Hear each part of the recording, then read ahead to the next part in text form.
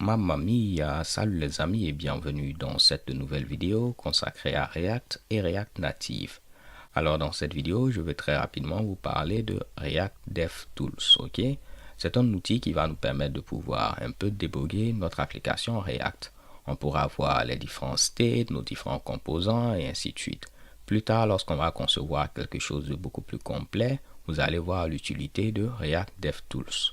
Donc il s'agit d'une extension Google Chrome. Si vous utilisez Firefox, vous aurez également une extension, un add-on React DevTools que vous pourrez installer au niveau de Firefox. Là, vu que j'ai Google Chrome, je vais cliquer sur ce lien-là et tout ce que vous aurez à faire, c'est cliquer à ce niveau-là pour l'ajouter à Google Chrome. Dans mon cas, c'est déjà fait. Donc, si je viens ici et je tente d'actualiser, normalement, lorsque vous allez faire inspecter, vous allez voir cet onglet React, ok, qui n'est rien d'autre que votre React DevTools. Donc, si je clique, il se connecte et vous voyez, on a notre composant app. Clairement, on voit qu'au niveau de ce composant, on a un div et au niveau de ce div, on a trois composants hello. Vous pouvez cliquer ici, voir les propriétés de chacun de ces composants-là. Par exemple, pour ce premier hello, voici les différentes propriétés. Pour ce deuxième, voici les différentes propriétés.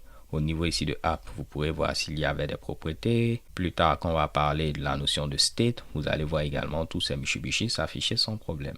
Un truc très intéressant que je vais vous montrer, si vous venez par exemple ici et vous faites inspecter, ok, normalement il va sélectionner ceci et une fois qu'il est sélectionné, si vous venez au niveau de React DevTools, il va sélectionner ceci automatiquement pour vous, ok.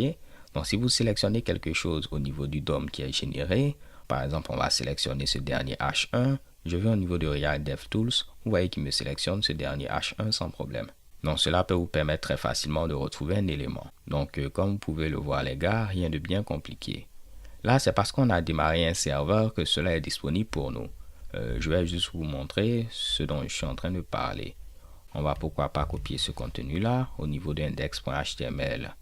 On va enlever ceci et coller le contenu comme on l'avait précédemment. Ce qui veut dire que normalement je peux l'ouvrir directement au niveau du navigateur. Désolé pour l'indentation. Vous voyez, cela fonctionne. Mais si je fais ici inspecter, vous allez voir qu'on n'aura pas d'onglet React. Ce que vous pouvez faire dans ce cas-là, si vous n'avez pas de serveur, vous pouvez venir au niveau de More Tools, ensuite Extensions, ok. Vous allez chercher votre extension React DevTools et vous allez l'autoriser ici à accéder au fichier directement via le file. Cette fois-ci, si j'actualise, vous allez voir, cela va fonctionner également sans problème. Ok, et on a ce résultat là. Donc là, vu que moi très souvent j'ai un serveur, je n'ai pas besoin d'activer ceci. On va donc s'arrêter là. On se donne rendez-vous à la vidéo suivante. Je vous laisse l'installer au niveau de votre machine. D'ici là, portez-vous bien. Stay tuned and take care. Peace.